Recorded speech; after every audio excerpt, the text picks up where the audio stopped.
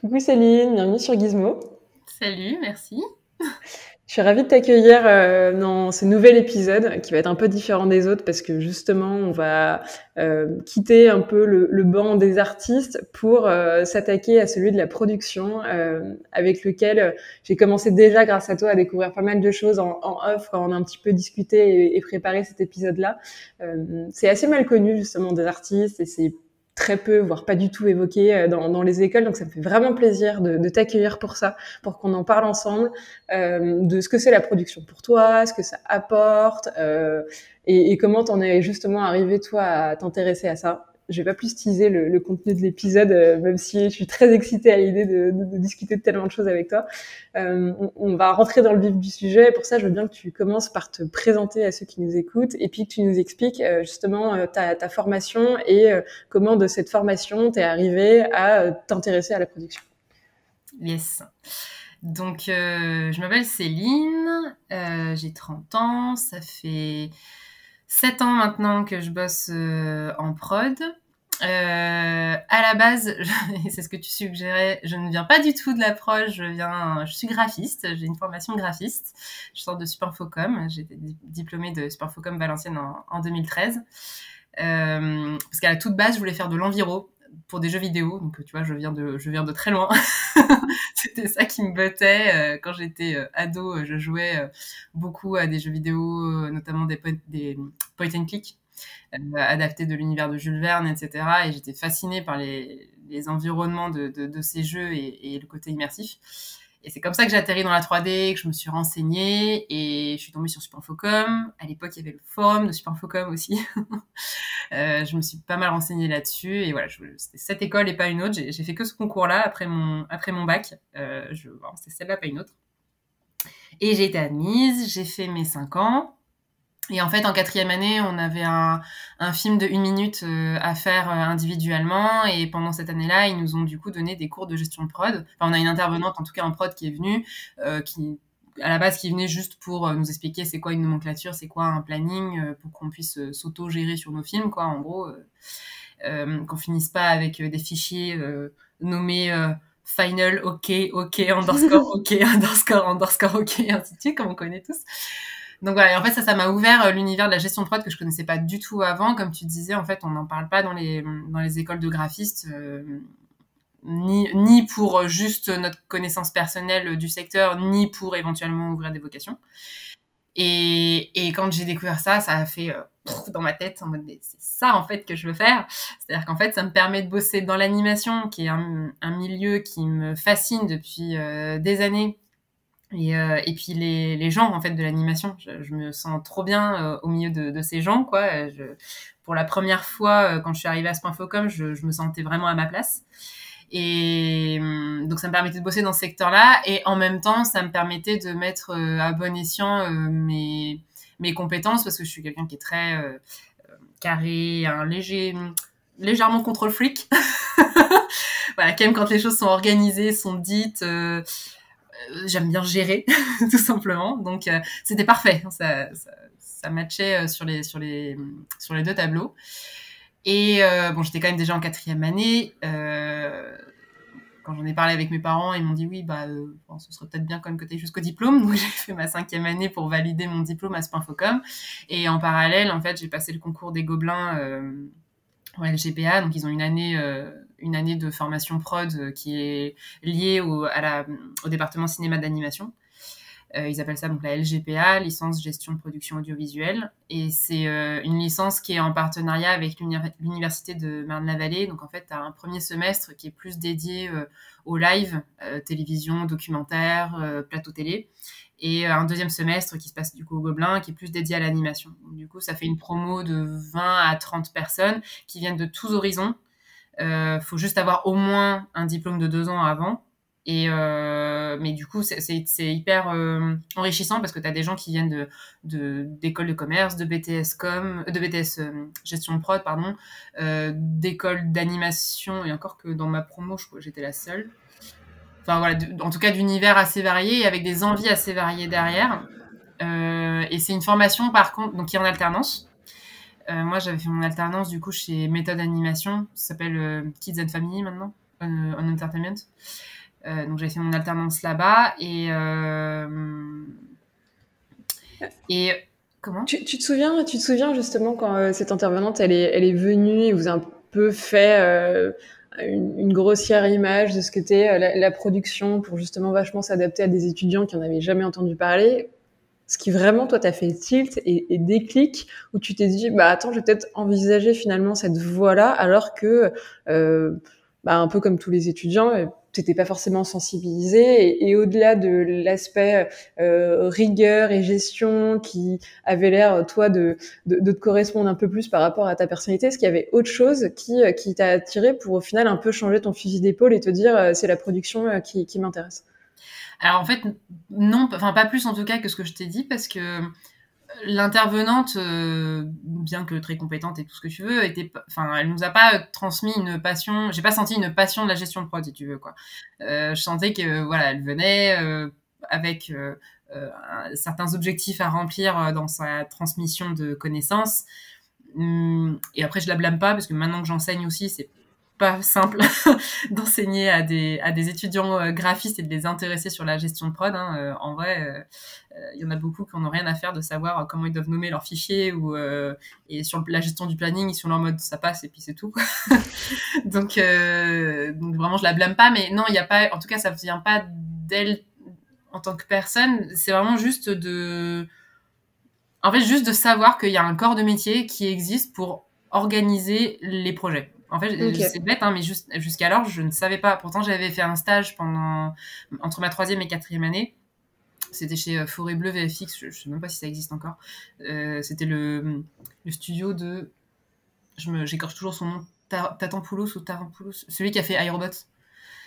Et en fait, il a monté un petit studio à Paris, mais alors en termes de... voilà, beaucoup de stagiaires, pas de gestion de prod ou peu, et des talents de ouf à l'intérieur, mais qui s'autogèrent, quoi. C'était pas en tout cas là que j'allais apprendre la rigueur de la gestion de prod. Par contre, j'ai appris plein d'autres choses trop bien. Déjà, j'ai posé sur des projets trop chouettes et j'ai appris Maya aussi, parce que j'étais sur 3ds Max. Donc c'était assez cool.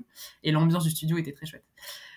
Parenthèse, mais donc du coup en tout cas c'est pas là que j'ai connu la gestion de prod. Il y a eu pendant cette 4e année on m'ouvre les portes à me dire bah si en fait ça existe, il y a un métier vraiment dans notre secteur qui existe pour organiser les projets, intéresse-toi. Après j'ai fait un autre stage entre ma 4e et 5e année chez Kawa Animation. Et là, pour le coup, il y avait un peu de gestion de prod, donc j'avais pu parler avec la chargée de prod là-bas, d'essayer de comprendre un petit peu son métier, c'était quoi la nature de son métier. Elle était plus sur la partie financière, financement, etc., que sur la partie gestion d'équipe. Et en 5e année, on a eu un autre intervenant gestion de prod qui venait de Supinfocom et qui avait fait les Gobelins après. Et en fait, c'est lui qui a vraiment terminé de me décider... déjà en me disant que c'était hyper prisé d'avoir des gens en prod qui avaient fait une école d'animation avant, parce que du coup on sait un peu de quoi on parle et on a le langage qui fait qu'on peut discuter avec les équipes plus facilement. La compréhension aussi des contraintes et du planning, ce genre de choses. Ou que quand quelqu'un te dit je pense que ça va me prendre tant de temps, tu vas pouvoir trouver des solutions ou des choses pour optimiser, quoi. Donc, t'as une approche en fait qui forcément va être différente quand tu sors d'une école d'animation de la gestion prod. Et voilà, qui me parle des Gobelins dont j'avais pas encore entendu parler avant lui. Je me suis dit ok, en plus de ça, il y a une formation qui est légitime à ce poste-là. Les Gobelins, c'est quand même une sacrée école.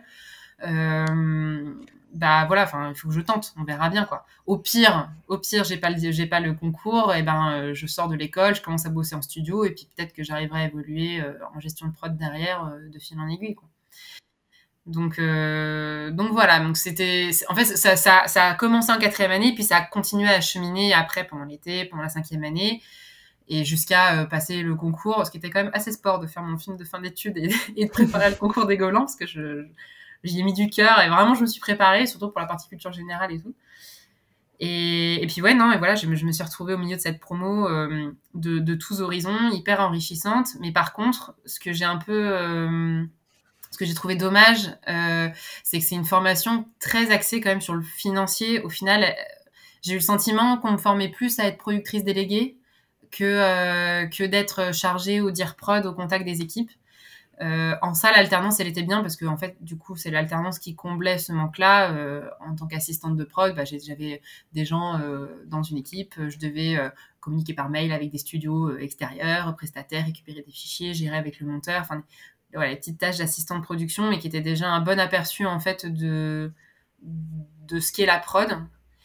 Et en plus de ça, Méthode, c'est quand même un studio qui existe depuis longtemps, qui a produit un paquet de séries et de longs métrages aussi.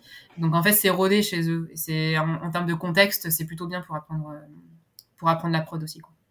Tu disais que t'étais un petit peu déçue, en tout cas du contenu de la formation qui était un peu trop axé sur le côté financier. Qu'est-ce que ça inclut justement la gestion de production? Tu as mentionné le côté financier, donc la gestion d'équipe. Est-ce qu'il y a d'autres en fait casquettes ou en tout cas tâches comme ça que vous allez pouvoir englober et qui peuvent peut-être un peu différer en fonction des studios, qui sont être un peu plus axés côté financier? Tu as aussi parlé de différents postes, à savoir directeur, gestion de production. Est-ce que tu peux un tout petit peu du coup restructurer pour un peu perdre personne et qu'on ait un peu tous les mêmes bases et le même langage de ce que ça inclut? Oui, non, bien sûr. Mais en fait, c'est un vaste monde déjà, la gestion de prod, et je vais vraiment parler de la gestion de prod en France, parce qu'à l'international, ça se passe pas exactement, c'est pas tout à fait la même chose, et puis les intitulés de poste sont pas tout à fait les mêmes non plus. Donc vraiment en France, en effet, il y a deux grands styles de gestion de prod, enfin deux grands styles, c'est pas le mot, mais destination, bref, en tout cas, il y a la partie gestion d'équipe et la partie financière, en résumé. Les deux se rejoignent, hein. Mais donc la partie financière, ce que j'appelle en tout cas la partie financière, c'est plutôt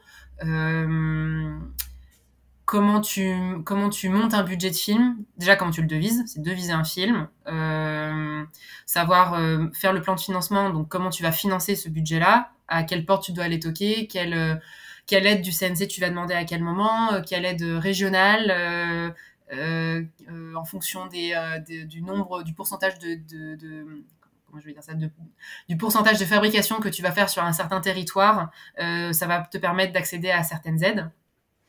Enfin voilà, donc le plan de financement, c'est un gros du sujet parce que c'est assez complexe à monter. Et en fait, tout ça, c'est tout ce qui a trait à la production déléguée. Donc en fait, quand on parle de producteurs en France, c'est les producteurs délégués. C'est ceux dont le métier, c'est de repérer des projets, d'acheter les droits et de trouver l'argent nécessaire pour monter ce projet-là. Ils sont aidés généralement par le producteur exécutif, qui, lui, sa responsabilité, c'est généralement du coup la partie devis, parce que les producteurs exécutifs ont tendance à être des anciens d'Irprod, donc ont eu les mains dans le cambouis. Donc leur responsabilité, c'est souvent les devis. Ils savent un petit peu plus estimer combien coûte quoi et combien de temps. Et le producteur exécutif, c'est aussi celui qui va chercher les partenaires. Une fois qu'on a établi, que le producteur délégué avec son équipe a établi le work split, donc qu'est-ce qu'on va fabriquer où, dans quel pays, pour justement faire un plan de financement qui tienne la route. Le producteur exécutif va dire, bon bah ok, je dois fabriquer, je sais pas moi, 30% de la fabrication doit être au Luxembourg. Bon bah je vais aller toquer aux portes des studios au Luxembourg et voir qui veut bien fabriquer mon projet, quoi. Et puis voir quelle partie de mon projet je vais mettre là-bas. Est-ce que je vais mettre les designs, les props, le board, enfin voilà. Donc ça, c'est toute la partie producteur délégué et exécutif. Et la partie que j'appelle plus gestion d'équipe intervient après tout ça. Donc en fait, moi, c'est cette partie-là dans laquelle je me suis spécialisée. Évidemment que il faut, pour faire ce que je fais, il faut avoir des connaissances sur la partie financière, comprendre comment se lie un plan de financement, quelles sont les contraintes, etc. Mais je suis pas en mesure de te faire un plan de financement de A à Z pour une série ou un long métrage comme on peut avoir à Folivari. C'est bien trop complexe et c'est un métier à part entière, quoi.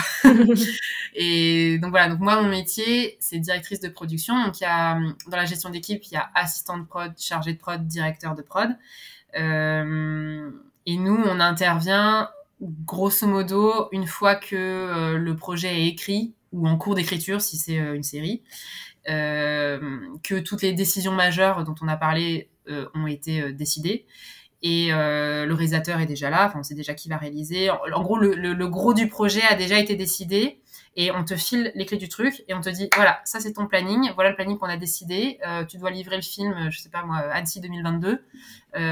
Entre les deux, c'est toi qui gères maintenant.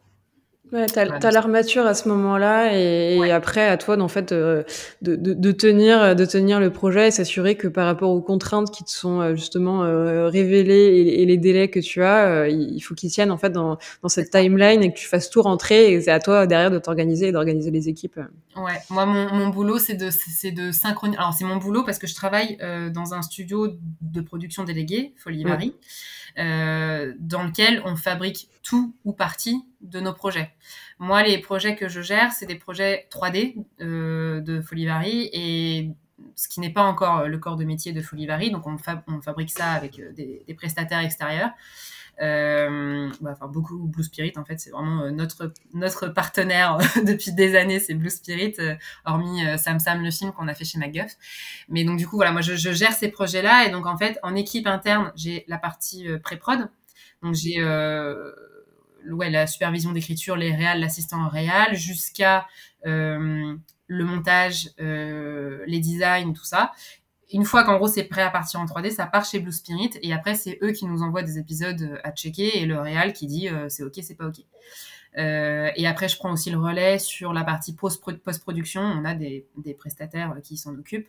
Et moi en fait je coordonne tout ce petit monde. Donc je coordonne tous les prestataires les uns avec les autres. Je coordonne mon équipe de manière à fournir le matériel nécessaire en temps et en heure aux différents partenaires. Et je fais aussi en sorte que ce matériel soit conforme aux contraintes qu'on a pu négocier avec ces prestataires. C'est-à-dire, si j'ai le droit à 2 personnages par plan dans l'épisode, il faut que j'ai 2 personnages par plan. Si j'ai le droit à, sur toute la série 300 props maximum, bah, il faut vraiment que je m'assure qu'on dépasse pas ce truc-là, quoi. Donc voilà, je fais une veille sur tout ça. Donc c'est beaucoup de coordination, de management pour l'équipe que j'ai en interne de pré-prod. Et c'est surtout ça, en fait, de coordination et de management. Mon quotidien, c'est surtout ça. Et du coup, toi je sais pas dans quel sens la poser la question, mais qu'est-ce qui t'éclate là-dedans et comment finalement t'as réussi à prendre cette partie-là et pas la partie financière où au final on t'a plus formé sur la partie financière et non pas la gestion de projet. Bah, en fait, la partie financière, enfin la production déléguée, il y en a pas 50 000 hein, des producteurs délégués en France. Ça reste quand même une niche. Il faut avoir beaucoup de courage déjà je trouve pour produire en France parce que même si on a un système financier avec le CNC qui nous aide à produire, c'est très difficile de produire en France. Vraiment ouais non c'est ça, être producteur français, je veux dire j'entends vraiment pas aidé par un studio américain ou pas acheter vraiment les producteurs indépendants en France. C'est vraiment très difficile et il faut s'enlever le cliché de la tête du producteur riche. Hein. Clairement, en France, ils sont pas riches. Déjà, juste s'ils arrivent à rentrer dans leurs frais, c'est déjà bien, tu vois. Donc voilà. Donc ça, en fait, on nous forme à ça parce que c'est des connaissances importantes à avoir dans tous les cas. Mais il y en a pas beaucoup derrière qui finissent en production déléguée. Les vrais postes prod qu'il y a en France, c'est de la supervision de projet, de la supervision d'équipe. C'est ce que je fais, c'est ce que je fais actuellement. Donc en fait, ça a été je me suis même pas posé vraiment la question. Déjà de un parce que je savais que je voulais être au contact d'équipe, et deux parce qu'en fait c'est ça qu'il y avait comme boulot. Voilà. Donc et venant d'une école d'animation, je savais aussi que enfin ça c'était un truc qui me tenait très très à cœur. C'était le management. Enfin c'est les gens en fait. C'est parce que je dis management, mais en fait, j'ai pas de formation de management, tu vois, t'as bien entendu, je viens d'une formation d'anime et une formation de prod délégué, enfin. Mais la partie supervision d'équipe, gestion des gens, c'est un truc qui me passionne. En fait, les gens, de manière générale, me passionnent depuis très très longtemps. J'ai beaucoup déménagé dans ma vie un peu aux 4 coins de la France, à chaque fois dans des nouvelles régions, avec des nouvelles façons de faire, nouvelles habitudes, nouveaux modes de pensée, enfin voilà, analyser les gens, leur façon d'être, leur façon de faire, et essayer de m'intégrer là-dedans. Ça a été un peu l'histoire de ma vie, et du coup, je vois la prod et la gestion d'équipe un peu comme une continuité de ça, quoi. J'adore écouter les gens, m'intéresser à leur parcours, comprendre pourquoi ils en sont arrivés à là, qu'est-ce qui les intéresse dans leur métier, et du coup aussi les accompagner au mieux dans leur travail. En fait, c'est pour ça aussi, hein, c'est pas juste philanthrope ou juste parce que c'est cool d'écouter les gens, même si j'adore ça, mais c'est aussi pour pouvoir mieux faire mon métier et que eux puissent mieux faire le leur, en fait. Le principe même de mon taf, et ça, enfin, on en reparlera, je pense, dans l'épisode, mais c'est justement de faciliter le travail des gens. La prod, ça, je m'en suis rendu compte quand je suis sortie des Gobelins. Je me suis rendu compte qu'en fait, il y avait une espèce de méfiance globale. Je dis pas que c'est partout, je dis pas que c'est tout le monde et dans tous les studios, mais c'était un peu le sentiment général quand même, qu'il y a une méfiance entre les graphistes et la prod. Comme si la prod c'était l'ennemi, c'était les gens relous qui savent pas de quoi ils parlent et que juste ils vont venir nous emmerder alors que c'est bon, on sait le faire notre travail, quoi. Mais c'est Et super enfin, c'est bien que j'en profite là pour t'interrompre, que tu parles de ce cliché-là. Ça faisait justement partie des questions que j'avais un peu préparées en amont et ce cliché, il a un peu la vie dure. Et d'après toi, il est lié à quoi et pourquoi les gens ont cette méfiance-là par rapport à la prod? Et toi, du coup, comment tu essayes un peu de le déconstruire pour justement passer cette idée reçue et leur montrer que il y a une vraie valeur ajoutée dans la production. Vous n'êtes pas que des gens qui savent pas de quoi ils parlent et là pour donner des ordres et leur dire quoi faire. bah, de où il vient pas de nulle part, hein. Il vient de, bah, il y a certains studios où ça se passe comme ça, en fait. Certaines personnes sont comme ça. Ouais, des personnes qui viennent pas du tout d'un parcours animation ou que ça n'intéresse pas plus que ça l'animation, qui managent une équipe de graphistes, d'artistes, comme ils manageraient, je sais pas moi, des gens à l'usine, quoi. Et encore que j'ai envie de te dire, même là-bas, on pourrait faire des efforts. Mais enfin, en tout cas, ce qui est sûr, c'est que dans notre secteur, on a la spécificité les gens, c'est des artistes avant tout, même s'ils se spécialisent en tant que techniciens ou quoi, c'est des artistes qui ont un ego, déjà, faut le dire.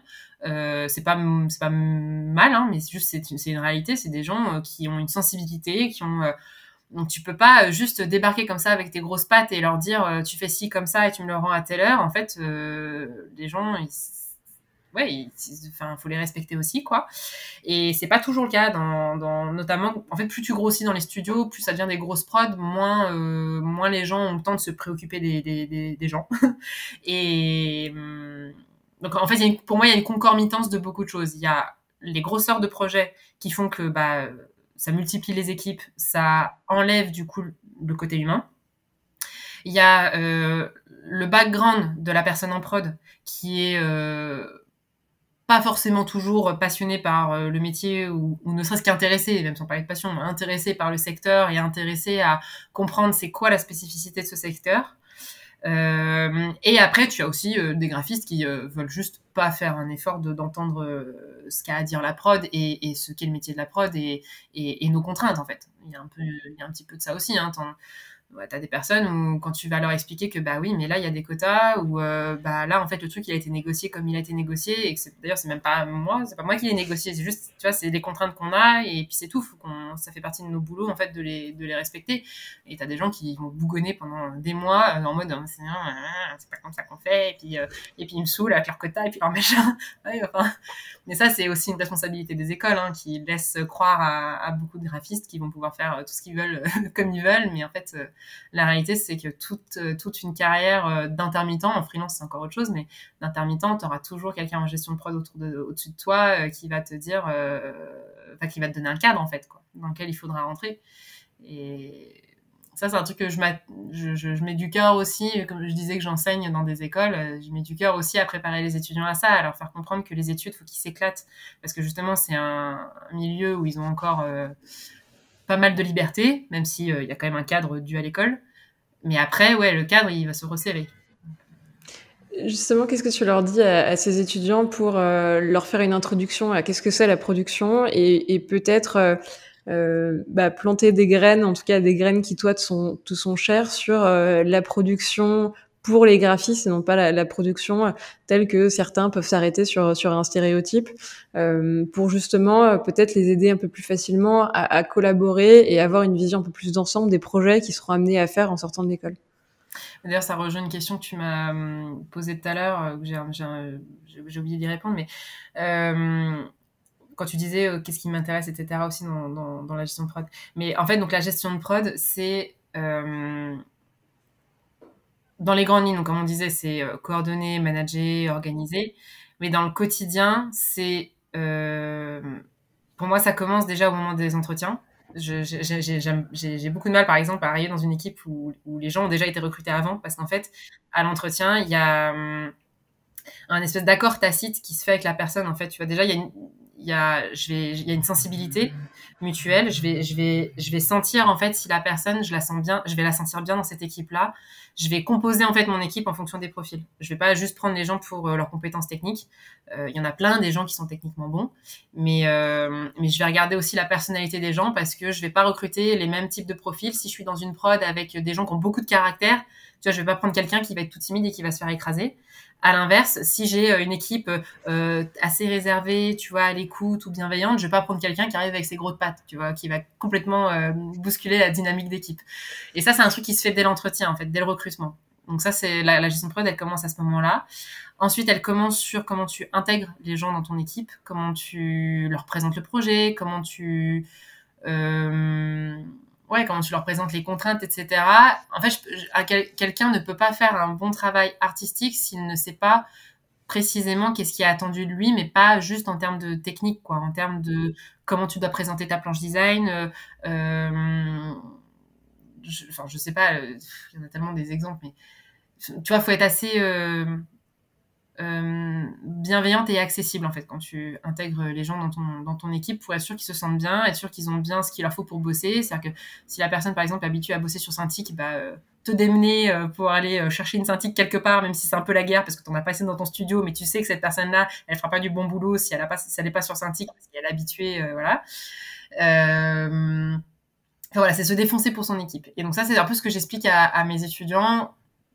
Comme je viens de te le dire, hein, c'est grosso modo, voilà, la gestion de prod, c'est gérer un projet, pré-prod, prod, post-prod. Mais c'est surtout et avant tout une gestion d'équipe. En fait.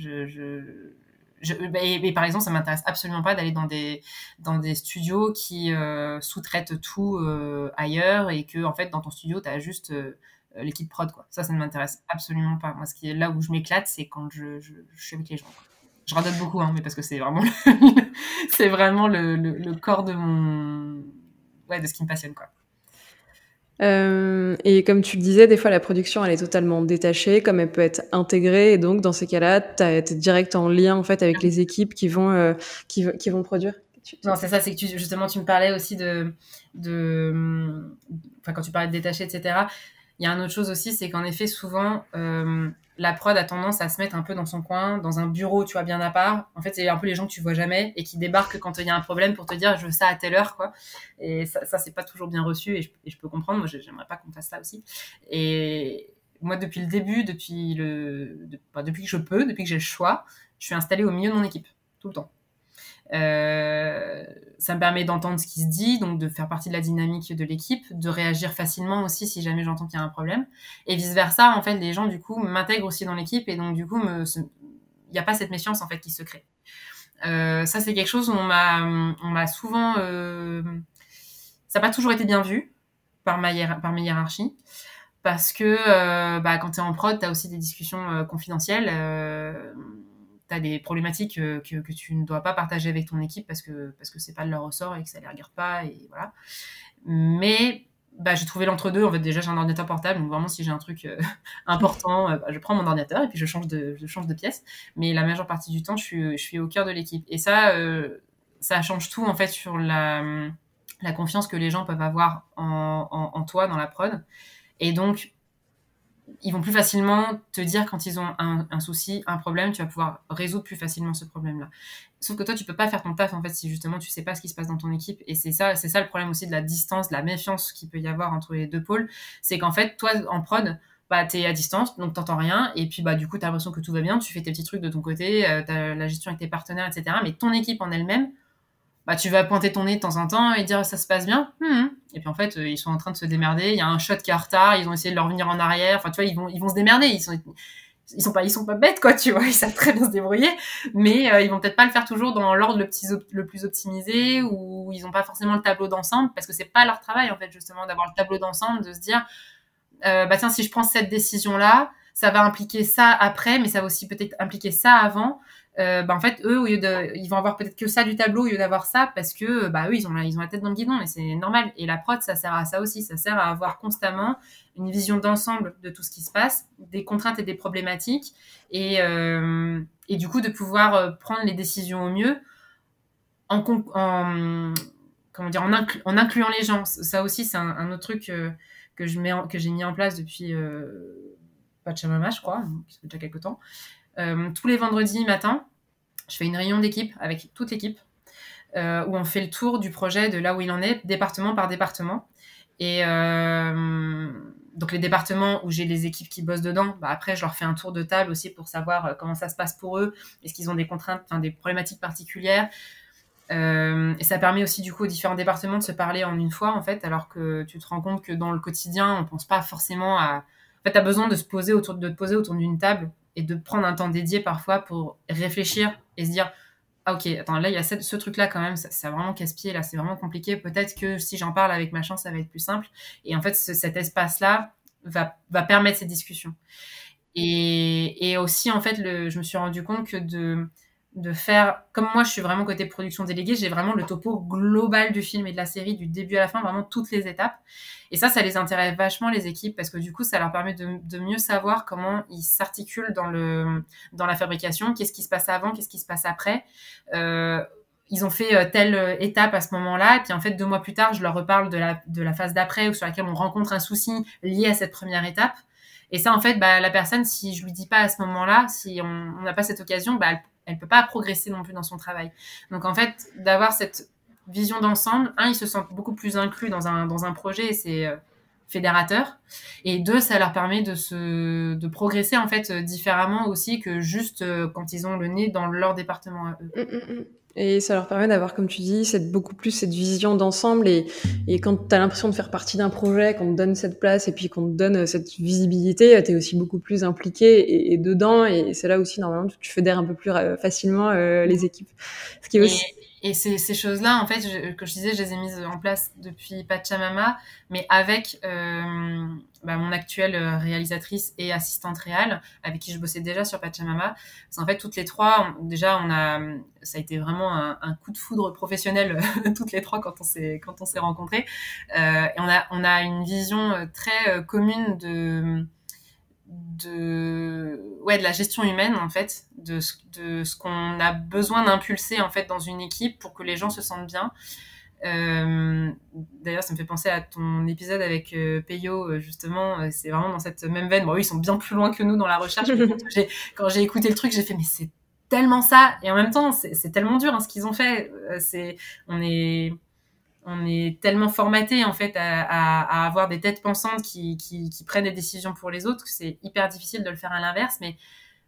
Mais en tout cas, clairement, c'est vers là qu'il faut aller, ça c'est clair. Et donc du coup, avec Aurélie et Jeanne Sylvette, donc ma réal et assistante réal, toutes les trois, on était sur Pachamama et sur Anna Célestine, qui sont des projets juste fous à tout point de vue. Enfin, artistiquement, c'était fédérateur, on disait tout à l'heure. Enfin, c'est des beaux projets, quoi. Mais par contre, qui ont été faits dans des contraintes très serrées. On a eu du mal à les monter financièrement. C'est un secret pour personne. Et du coup, les conditions dans lesquelles se sont fabriqués ces projets-là étaient difficiles. Et en fait, si on n'avait pas justement essayé d'impulser dans ces équipes ce côté bonne ambiance, bonne humeur, faire en sorte que ok, il y a des contraintes qui sont compliquées, le planning il est serré, ça nous demande des heures sup, mais au moins on est content de se lever le matin quand on va au boulot, on est content de se voir et de se retrouver. C'est dur, mais on va gravir la montagne ensemble, quoi. En gros, c'est ça. Et rien que ça, déjà, ça change tout, parce que des projets compliqués, il y en a plein maintenant. Comme on disait, c'est de plus en plus difficile de produire. Et ça, en fait, ça fait que nos équipes, même si c'était dans des conditions difficiles, elles nous réécrivent encore maintenant pour prendre de nos nouvelles. Quand on les invite à faire un pot, elles sont vraiment sincèrement contente de venir. On a un graphiste qui a fait les designs l'année dernière, qui est venu nous voir exprès pour nous annoncer qu'il allait être papa là, à l'automne. Vraiment, il nous a écrit un texto le jeudi soir, pardon, en disant oui, est-ce que je peux venir demain matin? Mais non, mais tu sais que demain matin, c'est vendredi, on a la réunion d'équipe. C'est pas grave, je reviens, y a pas de souci. Le mec, il est venu assister à la fameuse réunion du vendredi matin qui dure 1h30, juste pour pouvoir nous déjeuner après et nous dire je vais être papa à la rentrée. Et il était trop content. Et pourtant, vraiment, il a pas bossé dans des conditions hyper simples avec nous, mais je sais pas, il y a un truc en fait qui s'est fait dans l'équipe et qu'on essaye de garder, de reproduire. Et pour moi, c'est ça la prod en fait, c'est justement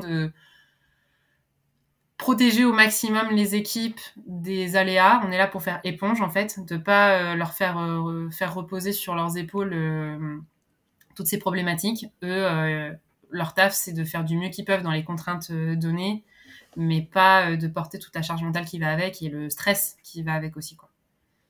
Ouais, et en recréant vraiment ce lien humain, tu as des belles histoires comme ça humaines où vous avez l'impression un peu de faire partie de la même famille. Ouais, et moi, Tellement. côté prod, d'avoir l'impression de faire partie de la famille de cette équipe, c'est trop cool, quoi, tu vois. Je le vivrais trop mal si je sentais cette ambiance-là dans mon équipe, et puis que moi, je suis un peu mise à côté, tu vois, genre que les gens, ils vont boire un verre ensemble, et puis qu'ils me proposent jamais. Genre, mais à quoi je sers? Vraiment, en fait, ça donne du sens à mon métier, moi, quand je vois ça, en fait. Mais à mon avis, ça passe entre autres aussi par la barrière physique que tu as totalement brisée en te mettant en fait physiquement au centre des équipes pour en faire partie et physiquement aussi montrer que vous faites partie du même bateau et il n'y a pas ceux qui dirigent et gèrent les projets et ceux qui font, mais que tout le monde travaille ensemble pour un même projet. Et c'est aussi comme ça, comme tu le dis, que tu recrées cette barrière où tu brises cette barrière de la communication pour recréer vraiment ce dialogue, y compris quand tout va pas bien et qu'il faut trouver des solutions, mais en trouvant des solutions ensemble, c'est là où c'est plus pertinent, parce que toi, tu as cette vision d'ensemble que eux n'ont pas forcément quand ils sont un peu la tête dans le guidon, et donc les solutions, certes qu'ils vont trouver, vont être de la débrouille, seront pas forcément les plus adaptées à chaque projet parce qu'il leur manque des cartes. Et puis que chacun son métier, dans le sens où moi je responsabilise vachement enfin je responsabilise, non, j'aime pas dire ça comme ça, mais c'est en fait les gens, je les ai recrutés pour des raisons. Ils ont des compétences et un parcours et un savoir-faire qui n'est pas le mien et vice versa. Et donc du coup, quand il y a des problèmes, des décisions à prendre, systématiquement, je les prends avec eux. En fait, je vais en parler avec les concernés, je vais recueillir leur point de vue. Certes, je vais finir par trancher à la fin en ayant justement tout le tableau, mais ça me viendrait pas à l'esprit d'imposer des choix aux gens sur lesquels ils sont pas d'accord, ou tu vois. Enfin, je vois pas ce que ça amènerait de bon dans l'équipe ou dans la dynamique d'équipe et même dans mes choix. Enfin, je veux dire, Ouais, tu composes avec les gens, mais jamais contre. Le but, c'est pas de les braquer ou de leur... Et je flique personne aussi. Il y a ça aussi, c'est que je sais qu'il y a... Tu sais, parfois, il y a la pression de l'horaire. C'est 10h, 18h, 1 heure de pause déj, la pause café, elle s'allonge un petit peu, là, tu vois, enfin, un truc comme ça. Moi, je suis pas du tout comme ça.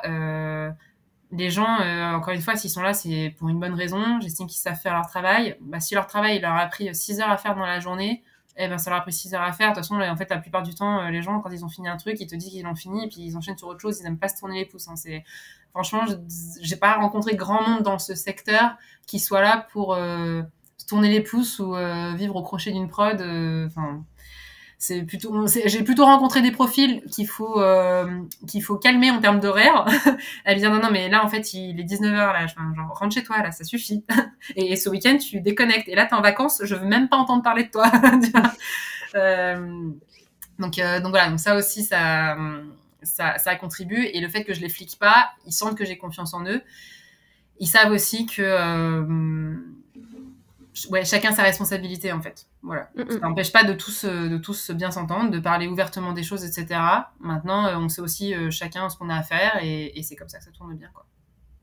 Et sur cette partie justement flicage, là on sort progressivement du Covid, mais ça nous a quand même tous un peu conditionné nos journées pendant 1 an et demi. T'as l'air de dire que justement t'es pas dans cette philosophie de fliquer les gens et tu leur fais confiance sur des tâches qu'ils ont à faire et t'as pas besoin d'être derrière eux toutes les heures ou toutes les minutes pour savoir s'ils sont bien sur le projet que leur as confié. Pour beaucoup, ou en tout cas pour une partie des gens, le télétravail, tu vois, c'était une perte de contrôle parce qu'ils avaient plus l'impression de pouvoir surveiller et ça veut dire faire confiance, lâcher prise et s'assurer que quand une tâche elle est confiée, oui, la personne, tu peux lui faire confiance, elle la fera. Après, il y a quand même des checks à faire, s'assurer qu'il y a une bonne compréhension du brief, que la personne n'est pas bloquée techniquement pour le faire non plus, parce que sinon, c'est sûr que tu le verras pas. Qu'est-ce que vous avez mis en place pour que justement cette gestion de projet elle soit assez fluide et sans prendre de risques malgré en fait les conditions de travail qui ont changé pendant le Covid? Comment vous êtes adapté? Bah alors nous dans le studio, c'est chaque dir prod qui a fait ses choix et qui a organisé son et comme il avait envie. On n'avait pas de consigne du studio en tant que tel, parce que chaque projet est différent entre un long métrage, une série, une presta. Enfin voilà, ça se gère pas de la même façon. Nous dans notre équipe, on a commencé en mai 2020, donc juste après le confinement. On a commencé full sur place au début parce que c'était le lancement et qu'on avait besoin de beaucoup communiquer avec ma réal et mon assistante réal et notamment de faire pas mal de choses sur le serveur, donc c'était beaucoup plus simple. Faut savoir aussi que Folivary, ça reste quand même un studio, Folivary Fost, ça reste des studios 2D en termes de R&D, de pipeline, d'outils développés, etc. En 2D, il y en a beaucoup moins dans les studios aussi qu'en 3D. Typiquement, je vois tous les studios 3D qui ont mis en place des VPN, des trucs comme ça. Nous, c'est pas le cas. Donc par exemple, accéder au serveur, c'était un peu plus compliqué à distance. Donc voilà, donc on était sur place au début et puis à partir de septembre, quand le studio, il y a de plus en plus de monde qui ont commencé à revenir sur place, on est passé à mi-temps télétravail, 3 jours par semaine. Et donc une des premières consignes que j'avais demandé aux gens, c'était qu'on se mette d'accord sur les jours. En gros, qu'on soit tous en télétravail les mêmes jours, tous sur place les mêmes jours. On a fait donc du coup jeudi, vendredi sur place parce qu'en fait c'est les jours où on clôture les épisodes, etc. Comme ça, lundi, mardi, mercredi, les gens, ils savent ce qu'ils ont à faire. Et moi, j'ai pas besoin d'être derrière eux ou quoi. Et je suis là s'ils ont besoin, évidemment. Et moi, j'avance sur d'autres choses. Mais voilà, c'est un bon rythme qu'on a gardé depuis le début. Et donc, du coup, pour la partie vraiment mise en place du travail, il y a eu 2 axes. Il y a eu quels outils on met en place pour que les gens puissent travailler de chez eux. Donc nous, c'est passé par Slack, par Kitsu aussi en termes de logiciel de gestion de prod. On n'avait pas de logiciel à proprement parler avant. On était encore avec Google Sheet, Excel, etc. Donc là, on a passé toute la pré-prod sur Kitsu et si on utilise des FTP aussi pour avoir accès au serveur. Donc ça, c'est pour la partie plus logicielle, voilà, que les gens aient de quoi bosser chez eux. Évidemment, veiller aussi à ce que sur les postes de travail individuels, ils aient bien tous les bons logiciels, les licences. Donc ça, c'était avec l'équipe informatique.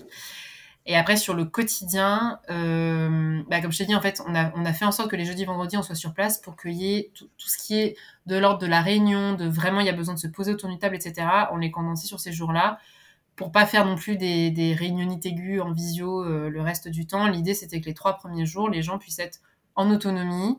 Je leur demande juste de dire bonjour et au revoir sur le Slack le matin. Et encore une fois, pas pour les horaires. Encore que ça me sert pour les horaires, plutôt pour leur dire non mais là t'as fait vachement d'heures sup hier, enfin genre t'as pas une vie, faut que tu t'occupes de toi, c'est important, c'est pas parce que on est tous confinés qu'il faut arrêter de vivre à côté.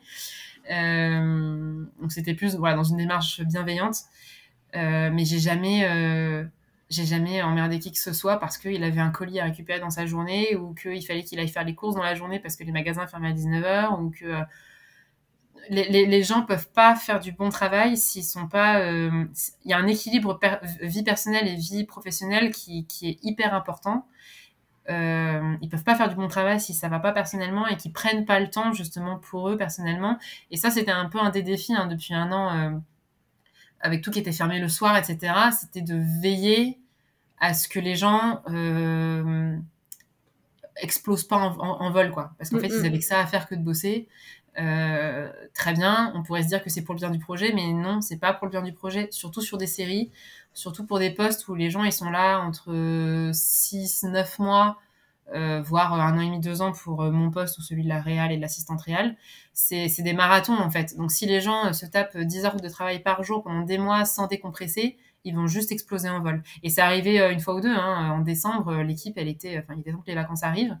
Parce que ça faisait 6 mois qu'on faisait que ça, en fait, de bosser. Même si on essayait d'être vigilant aux horaires, même si j'essayais de limiter ça, en fait, les gens, ils cogitaient quand même au boulot derrière parce qu'ils n'avaient pas grand-chose pour se changer les idées non plus, quoi. Et voilà, ça, c'est un truc auquel je suis vigilante. Et les 2 jours sur place étaient très importants pour ça aussi parce que ça me permettait de voir justement un peu l'état d'esprit des gens. En fait, quand il y en avait qui étaient en down, quand on est vigilant comme ça toutes les semaines, en fait, on finit par connaître les gens, on finit par le sentir. Quand on est installé au milieu de l'équipe, pareil, on finit par savoir que tous les jours, il y a un machin, il arrive avec un bonjour Guilleret, et puis là, tiens, aujourd'hui, son bonjour, il est un petit peu teinté. bon, bah, du coup, tu vas prendre un café avec la personne et puis tu vas essayer de savoir comment ça va, quoi. Et ça aussi, ça fait partie de mon travail, pas d'être la psy des gens, hein, clairement. Et je pense que c'est important aussi que de respecter la vie privée des gens et enfin, voilà, ils ont aucune obligation de me raconter quoi que ce soit de leur vie, mais en fait, ça se fait implicitement, même moi, ma vie, hein, je veux dire, on est dans le même bateau, on est dans la même équipe, on traverse tous des galères, et en fait, ça fait du bien d'en parler avec ses collègues parce que c'est des gens qu'on voit tous les jours, quoi. Donc, Mais ça aide aussi. En fait, la vie perso ou un minimum de contexte aide aussi à savoir pourquoi la personne elle a des énormes cernes. C'est que son gamin il fait pas encore ses heures et ça aide. Et c'est pas parce qu'il a fait la teuf et encore il aura de faire la teuf la veille, mais au moins ça donne un contexte pour savoir pourquoi la personne elle va peut-être pas bien ce jour-là et si c'est juste ponctuel ou si sur le long terme il y aura peut-être un souci parce que elle traverse peut-être une période très compliquée dans sa vie et il faudra peut-être l'accompagner ou lui demander de poser des jours pour que justement elles prennent soin d'elle et qu'elles remettent la vie perso au premier plan et puis la vie professionnelle en avant. Ça aussi, ça me permet de faire mieux mon boulot, de savoir ces choses-là, dans le sens où ça m'est déjà arrivé d'imposer à quelqu'un de se prendre un week-end de 3 jours parce que je sentais que la personne elle était au bord du burn-out, quoi. Ou de faire en sorte de bousculer un planning pour alléger une semaine ou deux de travail pour quelqu'un parce que cette personne-là a besoin de respirer, quoi. Voilà, des choses comme ça. Ça paraît des détails, mais en fait, c'est vraiment dans vraiment le diable se joue dans les détails quand il s'agit de la gestion humaine et en particulier dans des périodes compliquées comme ça, avec la distanciation. Enfin, en fait, c'est même pas d'ailleurs la distanciation, hein, parce que, comme je disais, le rythme télétravail, on l'a mis en place dès le début et on l'a tous bien vécu. On a réussi à l'organiser d'une façon où ça allait très bien pour tout le monde. La vraie difficulté, en fait, c'était surtout de pas pouvoir se changer les idées, quoi. C'est que on est chez soi, ok, qu'on aille au boulot, qu'on soit chez soi, en fait, on a que ça à faire que d'être chez soi. Et c'était surtout ça, en fait, qui était compliqué, c'était que les gens réfléchissent à autre chose que le travail. Ouais, et réussir à switcher quand au final t'as pas la machine à café, on vit globalement tous dans des petits apparts et entre ton lit, l'ordi et la cuisine, il se peut qu'il y ait que quelques pas et tu tournes en rond et les jours et les nuits se ressemblent beaucoup et c'est là où sur le long terme et sur des marathons c'est très compliqué de couper même si ta journée elle est finie, t'es probablement encore sur l'ordi, soit en train de jouer, soit en train de chatter avec tes potes parce que tu les as pas vus et que tu pouvais pas sortir. Donc cette barrière, elle était totalement infime et c'est très compliqué de déconnecter. Ce que j'aime, enfin à titre perso, je l'aime bien. Ça m'a un peu échappé, mais je trouve ça assez cool que vous ayez mis en place justement ces réunions hebdo où en fait tout le monde était là pour qu'en fait ça fasse un espèce de marqueur dans la journée où finalement dans la semaine où tout le monde se retrouvait. Ça permettait aussi de se voir et comme tu disais toi tu prenais des infos de comment en fait les gens allaient et au moins là tu les voyais en chair et en os et il n'y avait pas juste le côté message ou autre qui pouvait peut-être laisser des fois transparaître ou ne pas transparaître certaines émotions. Là tu les avais brutes comme tu les connaissais et tu avais l'info à la source. Et puis ça te permettait aussi derrière de lancer la semaine, c'est-à-dire tu faisais bilan et en même temps tu relançais la semaine suivante et derrière les gens étaient vachement autonomes et dans pas mal de boîtes il y a eu ces espèces de réunions où t'en avais seulement 3 qui étaient en présentiel et 4 qui étaient en distanciel et t'as du coup toujours tu vois cette double vitesse où certes les gens sont en réunion mais c'est pas la même chose quand on a 4 qui sont chez eux qui ont pas forcément les blagues que les 3 se font pendant la réunion et au moins vous êtes pas tombés dans ce travers et c'était un moyen de communiquer mais aussi de se retrouver et je trouve ça chouette que vous l'ayez fait. C'est aussi parce que le studio nous a permis de le faire, hein, c'est que ça heureusement aussi, c'est qu'on a un studio qui m'a laissé gérer la prod et l'organisation comme on l'entendait. T'as des studios qui ont imposé le télétravail, il y en a d'autres qui ont imposé le présentiel, etc. Là, ils m'ont donné carte blanche et c'est chouette, quoi, parce que ça m'a permis de m'adapter aussi à l'équipe qu'on avait. Parce qu'il y a aussi ça, c'est que dans l'équipe, on a quelques seniors, mais on avait aussi des juniors, notamment des stagiaires qui arrivaient.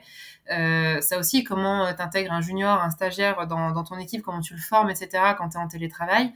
Full télétravail, c'est compliqué. Enfin, c'est pas que c'est compliqué, mais ok, la personne va faire son travail exécutif, mais on sait bien que une grosse partie du travail, c'est pas juste des compétences techniques, quoi. C'est comment tu t'intègres dans une équipe, c'est comment tu comprends ce qui se passe dans le studio, à qui tu dois t'adresser, comment. Et en fait, ça, tu peux pas le faire quand t'es en télétravail, quoi. Donc, non, ou plein de questions qui pourront être très naturelles en fait dans une équipe en physique. virtuellement va être beaucoup plus compliqué parce que t'as pas forcément le prénom de la personne à qui tu dois t'adresser. De nouveau, c'est une autre discussion que tu dois ouvrir avec quelqu'un d'autre qui est pas forcément devant son ordi à ce moment-là ou qui s'est mis en mode focus pendant 1 heure. Et au lieu d'avoir la réponse tout de suite, bah, t'es en train d'attendre 1 heure et demie, en train de galérer à savoir à qui tu vas la poser pour te débloquer. Après, le Slack a vachement bien pris quand même dans l'équipe. Ça c'est cool parce que je leur avais dit tout de suite que l'idée de ce Slack, c'était vraiment de remplacer toutes les discussions informelles. En fait, toutes les discussions que tu pourras avoir à l'oral, ça remplace pas les mails, ça remplace pas enfin voilà, des choses un peu plus importantes. C'est vraiment pour toutes les discussions du quotidien. Et du coup, quand il commence à y avoir, donc on avait fait des canaux par département, et quand on commence à avoir un ping-pong dans le département, c'est pas bon ça. C'est qu'il faut se parler vraiment. Et donc là, tout de suite, on lançait une visio Google Meet et puis on se retrouvait tous sur la visio. Donc voilà, on sait pas, c'était pas un chat où on parlait toute la journée du boulot. C'était vraiment quelques échanges en mode tiens, est-ce que t'es dispo à telle heure? Tiens, est-ce que je peux te montrer machin? Ou tiens, j'ai mis ça à dispo sur Kitsu. Il y a le canal général qu'on a renommé blablabla. Vraiment de parler de tout sauf du boulot, des gifs, un article qu'on a vu, enfin peu importe. Ça aussi, ça donne une cohésion d'équipe. Et voilà, mais par contre, voilà, ça n'empêchait pas de faire des visios à côté pendant qu'on était en télétravail. C'est juste que je voulais pas que tout le monde y passe la journée. Voilà, c'était le gros risque l'année dernière, c'était enchaîner visio sur visio sur visio, et en fait, au final, à la fin de ta journée, t'as beaucoup parlé, mais t'as pas fabriqué grand-chose. Moi, en prod, c'est un peu mon boulot, mais quand tu fais du décor, il y a un moment, t'as besoin de t'immerger dans ton truc et de faire fi du reste, quoi. Ouais.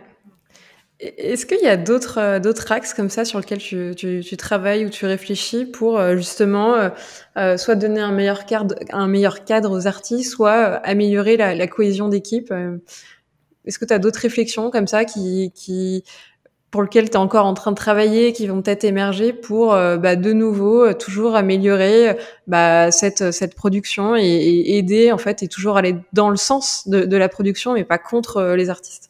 Le nerf de la guerre, c'est le budget et le planning. Et c'est pour ça que j'aime le métier que je fais et que je m'éclate dans le métier que je fais, particulièrement maintenant que je suis directrice de prod. C'est que j'ai toutes les clés en main, j'ai l'ensemble, la vision d'ensemble, etc. Et donc, certes, j'ai certaines contraintes dans le budget, mais après, je peux en faire ce que je veux derrière. Et donc, du coup, je peux parfois réfléchir, trouver des astuces d'optimisation.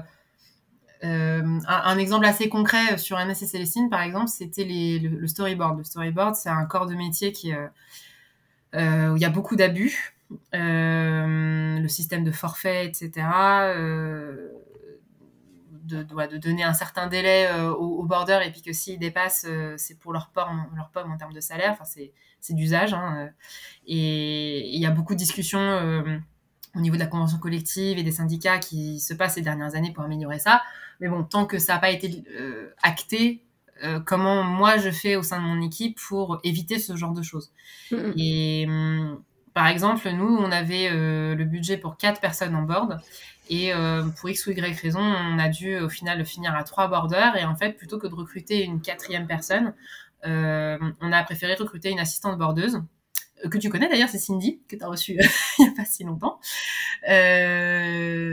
Donc voilà, on a dû recruter une assistante bordeuse et ça avait plusieurs avantages. Un, ça permettait aux borders de faire vraiment ce qu'ils aiment, à savoir border, pas se taper des micro-retakes de posing, de la conformation du fichier, vérifier que les dialogues sont bien mis, enfin ce genre de choses.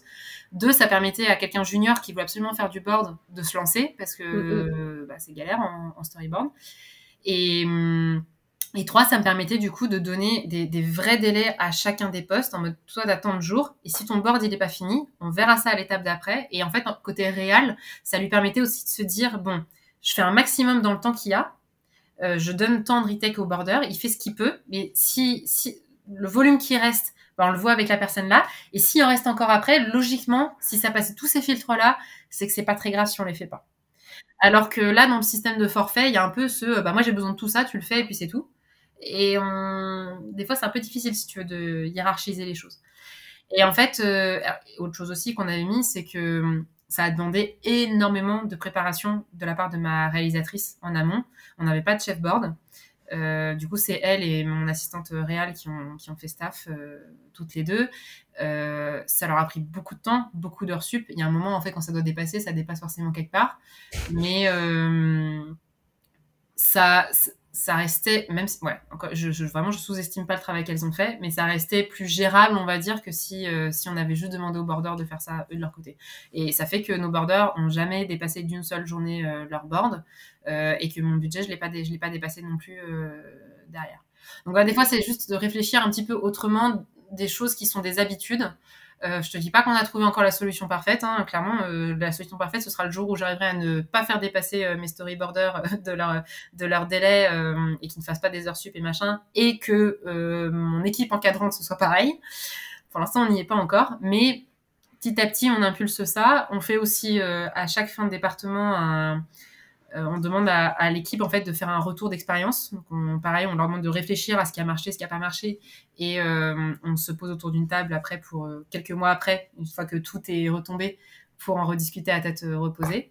Et ça, je le donne à mes producteurs aussi, et je le débrief avec eux pour qu'ils, évidemment, ça va pas ça va pas changer la vie de ma prod à moi, mais pour ça de l'après. Et en fait, à force de faire ça, ça fait bouger un petit peu les choses. Là, déjà, les prochaines prods, on reparlait des borders. Les prochaines prods qu'on va avoir, les épisodes de 11 minutes, on va plus avoir 3 semaines de board, on aura 4. Ce sera le minimum qu'on demandera maintenant à chaque fois, et ce sera posé dans le budget comme ça. Petit à petit, ça change un petit peu les choses. Et ça aussi, d'être dans Dire Prod, c'est génial parce qu'en fait, on écoute la voix que j'ai apportée aussi. Donc, des fois, mes producteurs sont pas forcément d'accord avec moi, et on a le droit. Mais au moins, ça me permet de leur apporter un point de vue qui est écouté, qui est entendu. Après, ils en font ce qu'ils veulent, mais... Et puis après, c'est aussi de poser des limites, hein. Ma réal, mon assistante réal et moi, on est très regardante maintenant sur les conditions, les contraintes. Le prochain projet que j'accepterai, ce sera pas un projet avec les contraintes comme j'ai pu avoir maintenant, parce que on veut plus bosser comme ça, et on veut plus cautionner ça non plus pour nos équipes. Voilà.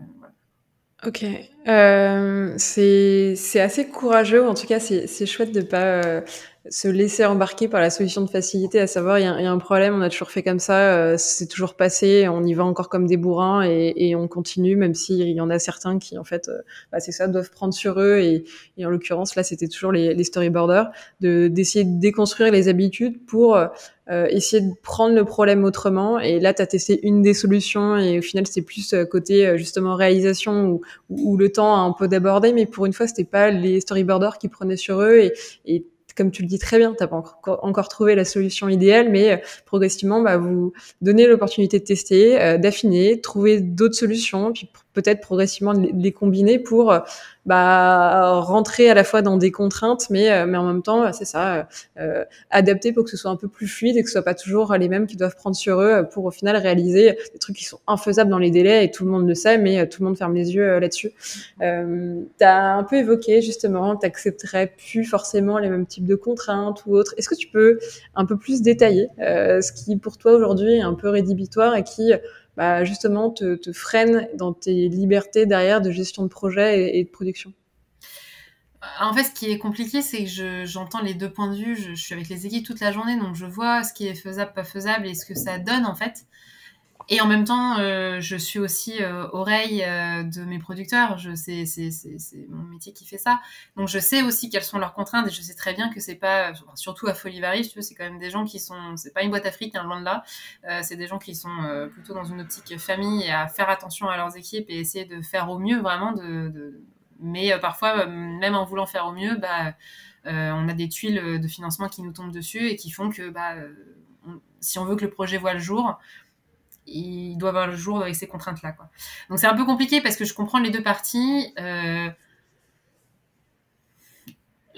en tout cas, par rapport au dernier projet que j'ai pu avoir, je n'irai jamais dire quoi que ce soit sur la partie budgétaire.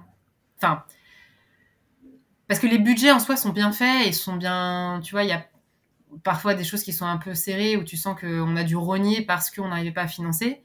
Mais globalement, je veux dire, les salaires sont pas tirés à la baisse. Les nombres de jours prévus pour chaque étape sont globalement faisables.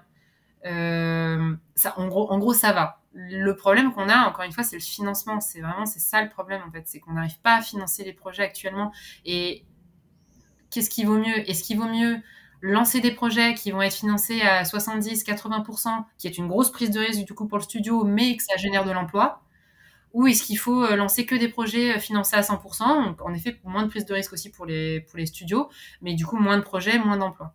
C'est un vrai débat, tu vois, ça, et j'ai pas la réponse à ça. En tout cas, ce qui se fait actuellement, c'est plutôt de faire des projets à 70-80%. Ça crée de l'emploi, mais par contre, les conditions sont un peu compliquées. Donc, voilà, après, il y a une tolérance, une marge de tolérance. Là, moi, ce que je ne veux plus, en fait, c'est des plannings aussi condensés. Mais forcément, si tu décondenses des plannings, ça veut dire des frais d'encadrement plus longs. Enfin, si ton planning il dure plus longtemps, tu as ton réal, ton assistant réal, etc., ou dire potes qui sont là plus longtemps, ça coûte plus cher, il y a les charges et tout ça. Donc, ça veut dire quand même qu'à la fin, ça te coûtera un peu plus cher. Mais en vrai, là, ça coûte moins cher parce que aussi, il est d'usage dans 90% des studios français de ne pas payer les heures sub des gens. Le jour où on commence à payer les heures sub des gens, on va vite se rendre compte qu'en fait, ça coûte plus cher de faire des plannings condensés et de payer les gens pour ce qu'ils font vraiment que de décondenser un tout petit peu les plannings et que les gens fassent des horaires corrects et voilà, quoi. Mais c'est des réflexions qui s'initient. En tout cas, je sais que dans le studio, ils sont à l'écoute de ça. On n'a pas encore les solutions, on n'a pas encore trouvé quelque chose qui marche pour tout le monde. Je suis pas sûre qu'on trouvera un jour quelque chose qui marche pour tout le monde. Mais au moins, j'ai l'avantage d'être dans un studio qui est à l'écoute de ça. Et ça aussi, en fait, j'ai la chance et le luxe maintenant de pouvoir choisir les studios et les projets sur lesquels je vais. C'est une sacrée chance. Je pensais pas pouvoir faire ça un jour. Et là, le studio dans lequel je suis fait partie quand même des studios les plus respectueux de leurs équipes, quoi. Et je pourrais pas être dans une boîte à fric. Et justement, aujourd'hui, à la fois en étant à ce poste-là, mais aussi dans une boîte où vous donnez la liberté de réfléchir ensemble et de créer ces ajustements. Et comme tu le disais, en plus, dans un contexte et dans un environnement où, malgré tout, le nerf de la guerre, ça reste le financement. Et dans un monde parfait, tu demanderais un budget, mais au final, ce serait seulement financé par le studio à 20-30%. C'est direct la mort assurée et c'est se tirer une balle dans le pied. Donc, je trouve que tu l'as pas mal expliqué, à savoir que c'est bien d'être idéaliste, mais dans un contexte où il faut que ce soit financé et que justement tous ces gens qui vont bosser sur les prods, ils reçoivent leur salaire et il faut qu'il y ait de l'argent en fait qui rentre en ligne de compte. Et ça passe par un financement et en l'occurrence des difficultés à rentrer ce financement et à le valider. À quoi c'est dû justement ces difficultés de financement? Pourquoi c'est peut-être plus dur maintenant qu'avant? Est-ce que tu as des éléments de réponse? Il y a plus de studios déjà. Il y a plus de gens qui veulent produire, donc le gâteau il se il se réduit en plus de part, tout simplement. On est très contraint aussi avec la partie diffusion, parce qu'en France, le système de financement en France est quand même beaucoup basé sur est-ce que les gens vont au cinéma? Oui, ça fait rentrer de l'argent dans les caisses du CNC qui peut réinvestir. Si les gens vont pas au cinéma, en fait, les caisses du CNC sont vides. Et donc là, par exemple, ça va être très compliqué dans les années qui arrivent. C'est ce que j'allais te dire, ouais. Ouais, ça fait partie des choses où ça va être très compliqué parce que là, les caisses sont vides et du coup, être financé et produire dans les années d'après, je suis pas assez experte du CNC pour le savoir, mais à moins d'une aide exceptionnelle de l'État qui comble toutes les entrées qu'on n'a pas eues l'année dernière, ça risque d'être compliqué dans les années qui arrivent. Il y a les sauveurs Netflix et autres plateformes qui arrivent, c'est super, mais là, c'est pas de la production, c'est de la prestation. Donc ils arrivent, ils font un gros chèque, on fabrique le projet, tout le monde est content et voilà, mais ça nous permet pas de produire derrière. Le principe de la production, c'est qu'on sort un film qui est une prise de risque sur lesquels on va pouvoir récupérer une partie de l'argent pour rembourser les différents prêts et engagements que le producteur a. Si on a vraiment de la chance, peut-être se faire une petite marge ou en tout cas au minimum générer du fonds de soutien au CNC qui nous permet de réinvestir dans un autre projet et ainsi de suite. Mais si en fait on n'a rien qui rentre dans nos caisses, si on n'a pas de fonds de soutien qui se fait, etc., les producteurs ils mettent la clé sous la porte, quoi. Donc là, c'est un peu compliqué et c'est pour ça d'ailleurs qu'on voit autant de projets plateformes dans les studios parce qu'on en a besoin en fait pour pouvoir continuer à faire tourner les studios actuellement. Donc non, voilà, c'est beaucoup ça. Et puis après, il y a des aides qui sont très exigeantes, qui ne financent par exemple que des premiers films. Ok. Ou que des Tu peux saisons pas, 1. tu peux pas jouer la carte à chaque fois du premier film. Non. RDC Célestine, par exemple, tu vois, c'est une saison 2. On a beaucoup moins de financement que la saison 1, notamment, pas que, hein, mais notamment parce que c'est une saison 2. Bon, bah, Ouais, malheureusement, ça fait sauf partie que ça me des... coûte pas moins cher à fabriquer. Hein. Ouais, et puis malheureusement, ça c'est de nouveau les règles du jeu et ces contraintes où c'est ça, tu peux pas forcément avoir les mêmes fonds d'une année sur l'autre, d'un projet à l'autre, alors que pour Ernest et Célestine, c'est dans la continuité, mais pour autant, le budget se corse et comme tu le dis, ça coûte pas moins cher, même si c'est une saison 2 à produire. C'est cool, je trouve qu'on a quand même déjà balayé pas mal de sujets. On n'a pas encore parlé par contre de recrutement. T'en as un tout petit peu parlé en disant que t'aimais bien, toi, justement, composer tes équipes et avoir un peu le choix et l'opportunité de saisir des profils qui correspondent à tes attentes et composer tes équipes, justement humainement, mais pas seulement sur les compétences. Est-ce que tu rencontres des difficultés pour trouver certains profils à l'heure où de nouveau les offres d'emploi elles pop-up un peu dans tous les sens et on voit que pas mal de studios recrutent. Est-ce que c'est si facile de recruter Si c'est le cas, peut-être qu'il y a des profils qui sont plus faciles à trouver. Est-ce qu'au contraire il y en a d'autres où tu galères un peu plus et c'est un peu plus difficile de mettre la main dessus? Alors, spoiler alerte, non, c'est difficile. Non, c'est galère. Pareil, il y a plein de facteurs. Hein. Le premier, c'est que, comme on disait, là, actuellement, le monde de l'animation en France s'expand. Il y a de plus en plus de projets, d'offres d'emploi, notamment avec l'arrivée des plateformes. Le problème, c'est aussi que c'est des projets très exigeants en termes de qualité. Qui du coup nécessitent des gens qui sont déjà aguerris. En tout cas, ça laisse peu la place aux juniors. Le problème, c'est que en termes d'offres de graphistes, pareil, ça allait en crescendo aussi ces dernières années. Mais là, en fait, les middle seniors qu'on essaie de recruter cette année, c'est des gens qui sont sortis, peut-être entre 2010 et 2015 des écoles, grosso modo. Il n'y avait pas encore 50 000 écoles à ce moment-là. C'était pas les mêmes effectifs non plus que maintenant. Il n'y a pas tant de gens, en fait, qui sont devenus middle et seniors. Et c'est sans parler des gens qui sont sortis d'école et qui n'ont pas trouvé de boulot et qui, du coup, n'ont jamais eu la chance de devenir middle ou senior. Faut être junior un moment avant de passer middle senior. Donc ça, c'est un premier truc, c'est qu'en fait, on cherche beaucoup de middle senior et il n'y en a pas beaucoup dans l'offre globale. La deuxième chose, c'est que les postes qu'on recherche sont, comme on disait, très... y a des attentes qualitatives en fait particulières. Par exemple, on recrute beaucoup en animation, 2D ou 3D, mais faut des gens qui savent très bien animer. Et il y en a pas non plus tant que ça. Et là, on rejoint le troisième point pour moi, qui est pourquoi les juniors galèrent à trouver et pourquoi on galère nous à trouver des gens assez compétents par rapport à nos attentes. Il y a un gros problème au niveau des écoles aussi. Il y a des écoles qui ont des super formations très qualitatives et il y en a d'autres qui, pour le même prix, parce que c'est ça aussi, elles sont toutes au même prix, autour de 8 000, 9 000 euros, pour le même prix, fournissent une qualité de formation qui n'est pas au niveau des attentes du secteur, en fait. Et moi, ça m'attriste pour tous ces étudiants qui vont souscrire des prêts et puis avoir plein d'espoir, en fait. Et au final, sortir de là et se rendre compte qu'ils trouvent pas de boulot, ils savent pas pourquoi, ils savent pas à quelle porte toquer, parce que c'est des écoles qui n'ont pas de réseau ou qui n'ont pas entretenu leur réseau des anciens, ou que les anciens de l'école sont tout simplement pas en poste. Donc voilà, ou qui n'ont pas fait de stage, ou...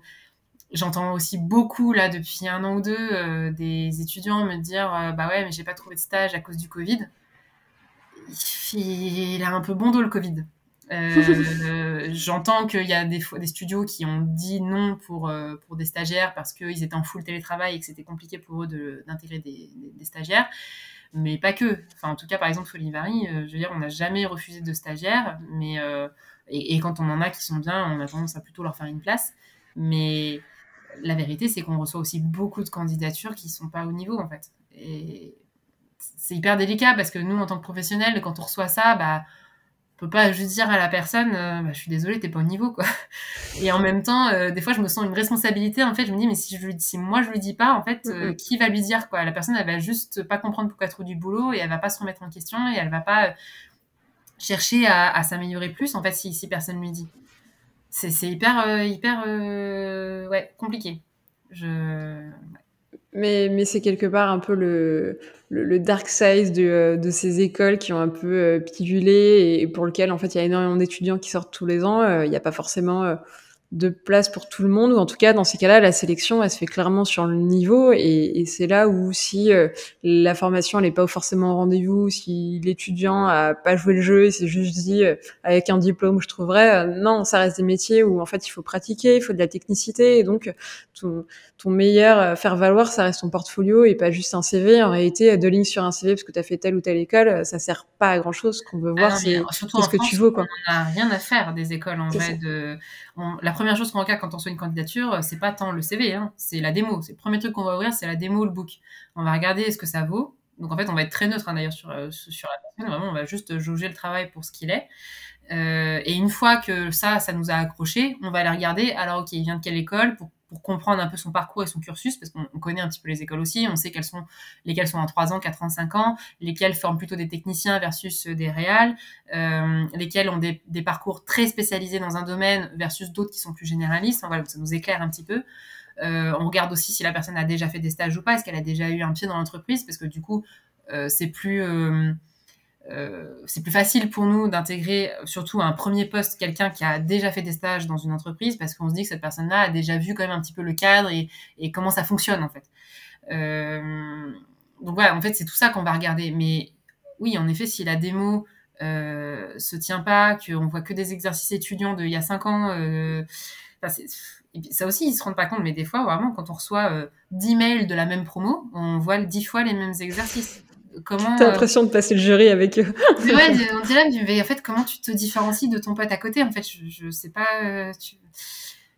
Bon, donc, enfin, ça, ça fait partie des choses justement que je donne dans mes cours, enfin que je dis dans mes cours. Ça fait partie de mon contenu.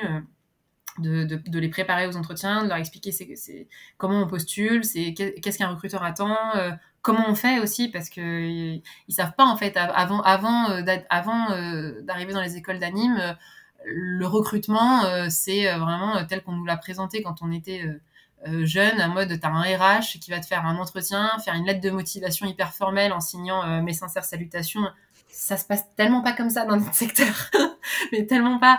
C'est déjà, faut pas attendre les offres d'emploi. Il y en a plein là qui pleuvent, mais il faut pas spécialement attendre l'offre d'emploi pour postuler dans les studios. Il y a beaucoup de candidatures spontanées qui arrivent dans nos boîtes mail et qui font qu'on se dit ah tiens, pour tel projet qui arrive dans 2 mois là, ça peut être intéressant ce profil-là. C'est vraiment un concours de circonstances.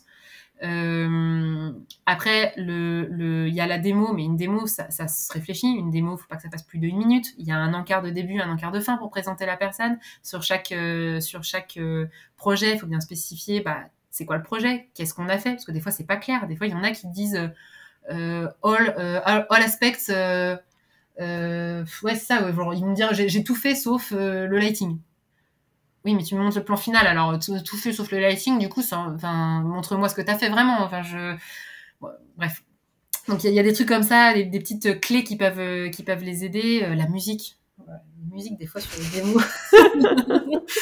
Maintenant, on a tous le réflexe de couper la musique, quoi. On l'active juste quand c'est des démos d'anime, parce que t'as besoin d'avoir le son des dialogues ou ce genre de choses, mais et les lettres de motivation, des fois c'est mignon, tu vois, on reçoit des trucs hyper formels et tout, où tu sens que la personne elle a donné tout ce qu'elle avait pour écrire cette lettre de motive et t'as envie de dire mais tu sais, t'embêtes pas besoin d'en faire autant, nous on est beaucoup plus cool dans ce secteur-là. Et surtout, Bon, ça paraîtra peut-être encore plus sincère si justement tu rentres pas dans une lettre de motive ultra formelle où on sent que tu l'as envoyé à 50 personnes, mais est-ce que tu connais vraiment le studio? Non. Alors qu'en 4 lignes, si tu t'es intéressé et que tu poses juste la bonne question et que t'envoies ta démo, t'as peut-être déjà plus de chances d'avoir une réponse que. En fait, ils ont perdu tout le but de la lettre de motivation. À quoi ça sert une lettre de motivation? Ça sert à montrer que t'es motivé, mais que t'es motivé pour ce poste-là ou ce studio-là, et qu'est-ce qui fait ta plus-value à toi? Et j'étais la première à faire des lettres de motive bateau, hein, quand je revois mes premières candidatures, je suis passée par là aussi, hein. Ça s'apprend avec le temps, mais justement, si je peux éviter quelques écueils à des juniors et que ça booste justement leur candidature au début, tant mieux, quoi. Parce que vraiment, on en reçoit tellement des candidatures comme ça, mais c'est presque touchant, parce que vraiment, il y en a plein, tu vois que c'est juste qu'ils savent pas, basta, quoi, on leur a jamais dit. Et il y a une responsabilité des écoles là-dessus, de la formation technique, certes, mais aussi de les préparer au monde qui les attend. L'intermittence, mais la plupart des étudiants n'ont jamais entendu parler de comment ça fonctionne. Alors déjà que c'est compliqué de base, je veux dire, je veux dire, déjà t'appelles Pôle emploi, t'as jamais vraiment le même son de cloche sur comment ça fonctionne, mais il y a des bases, tu vois, le principe des 507 heures, le renouvellement des droits, des petits trucs comme ça, ils en ont jamais entendu parler avant, donc c'est hyper stressant pour eux de débarquer dans un studio. Et les salaires pratiqués, ils savent pas quel salaire ils peuvent demander, donc c'est hyper facile de se faire arnaquer. La convention collective, ils en ont jamais entendu parler. Il y a tout un tas de trucs comme ça, en fait, où moi, je trouve que ça fait partie de la responsabilité des écoles de former leurs étudiants à tous ces petits aspects-là. Et je parle même pas du monde de l'international, où il y a pas du tout les mêmes protections de droit du travail qu'on peut avoir en France, et où c'est encore plus facile de se faire arnaquer à l'étranger, quoi, ou en tout cas d'être déçu. Je te rejoins, ça fait un peu partie du bagage qui est un peu nécessaire quand tu rentres dans cette vie active pour avoir les bons codes, c'est-à-dire qu'est-ce qu'on attend de toi et comment tu vas communiquer auprès des studios, qu'est-ce que tu vas leur présenter, et du coup c'est un peu ta carte de visite, et avec ce ton qui est très décalé, ça peut un peu créer pareil une barrière, et t'as pas forcément l'impression d'avoir un étudiant qui a vraiment envie. T'as un truc mou, ou un clone de d'autres clones, et t'as pas vraiment la personne qui elle est en face de toi. Et puis comme tu le dis, en fait, il y a énormément de choses à savoir sur cet environnement, rien que par les statuts, les conventions collectives, et comme tu le dis, ils doivent un peu la prendre sur le tard, et même en allant sur des forums ou autres, un peu comme Pôle emploi, t'as 40 000 sons de cloche, tu sais pas vraiment qui écouter, et je trouve que c'est un peu encore le gap qui reste à combler entre école, vie active. T'as toute un peu la partie administrative où, certes, c'est chiant, mais personne ne veut s'y atteler. À un moment, de fait, juste donner les bases, alors que tu les donnes, enfin, ça fait foi, tu sais à quoi t'attendre, et au moins tu donnes un bagage vachement plus concret en fait à ces étudiants qui vont sortir et qui vont s'y confronter. Et après, je me souviens de Sup, justement, où on râlait de ça, on leur disait oui, mais il faut qu'on ait quelques cours là-dessus et tout, et qui nous disaient oui, mais enfin, en même temps, quand on les donne, les gens, ils y assistent pas. Les gens, ils ont toujours autre chose à faire. Et c'est vrai, en fait, quand dans mon année, en 5e année, ils ont fait une intervention avec je sais plus quelle personne de Pôle emploi ou un truc comme ça qui était venu parler de l'intermittence. Il y avait quasiment personne qui était allé à cette conférence parce que trop occupé sur le film de fin d'études. Mais ça, c'est aussi que les étudiants, en fait, se rendent pas compte d'à quel point c'est important, en fait, sur la sortie. Et après, pour les juniors qui nous écoutent, je veux pas non plus qu'ils se stressent outre mesure avec tout ça et qu'ils se disent mon Dieu, mais il y a tout ça à savoir, comment je vais faire pour m'en sortir. Il y a plein de, enfin, en fait, juste parler avec des gens, contacter des gens sur LinkedIn, sur Facebook, sur des forums. Comme beaucoup de gens sont passés par ces galères-là, on est généralement très ouverts à éviter ces écueils pour les autres. Mais bon, oui, c'est sûr qu'il faut en tout cas en avoir entendu parler, et encore une fois, je renvoie plutôt la balle aux écoles, quoi.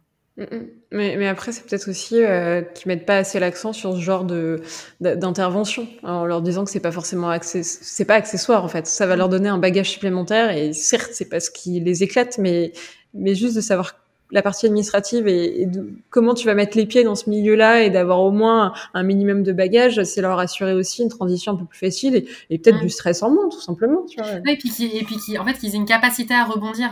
C'est que s'ils sortent d'école, qu'ils trouvent pas de boulot, qu'ils puissent s'interroger sur ok, pourquoi je trouve pas, est-ce que c'est le secteur, mais ça suppose d'avoir une connaissance du secteur, est-ce que c'est le secteur là, je sais qu'actuellement on m'avait dit que je sais pas moi, en mois de juillet on recrute personne. Bah oui, en effet, au mois de juillet il y a pas grand monde, il se passe pas grand chose, même au mois de juin, oubliez, tout le monde est à Annecy.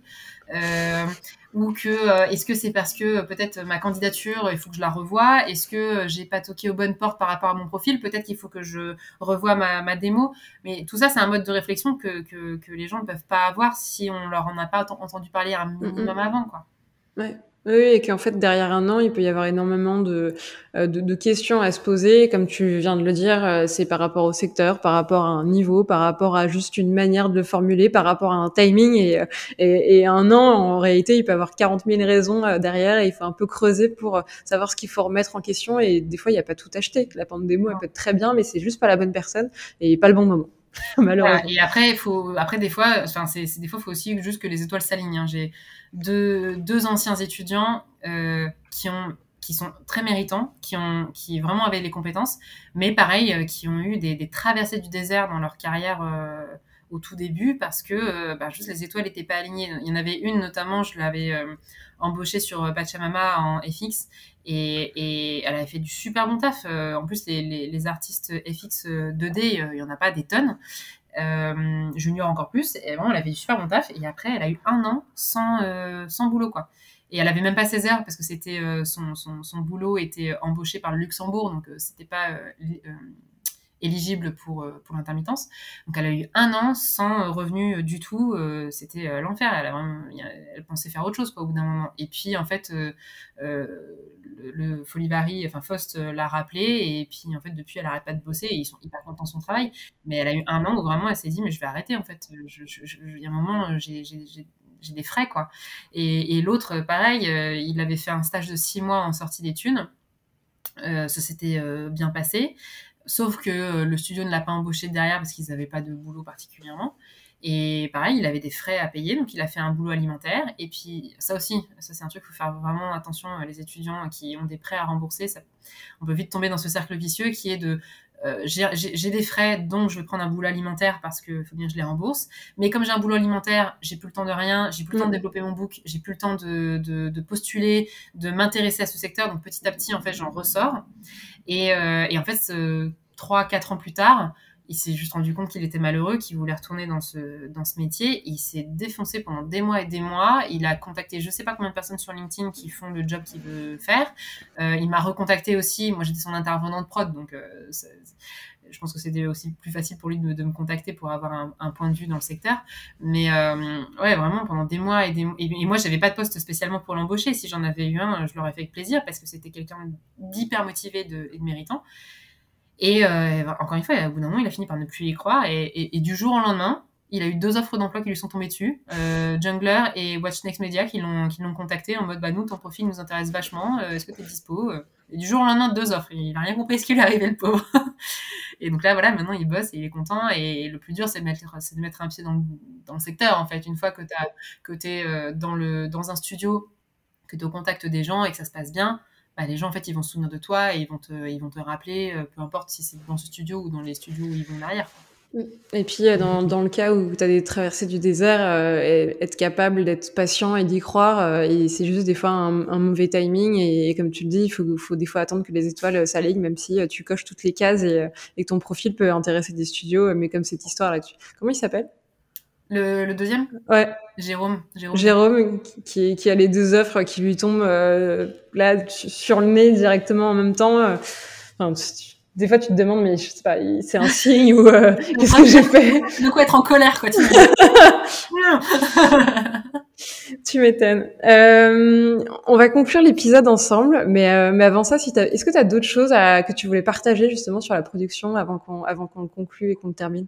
Non, on a bien balisé. Il y a des sujets où j'ai l'impression d'en avoir beaucoup parlé en surface et que j'aurais pu rentrer plus dans le sujet, mais bon, de toute façon, si ça intéresse des gens de creuser, je serais toujours ouverte à en rediscuter a posteriori, donc pas de souci.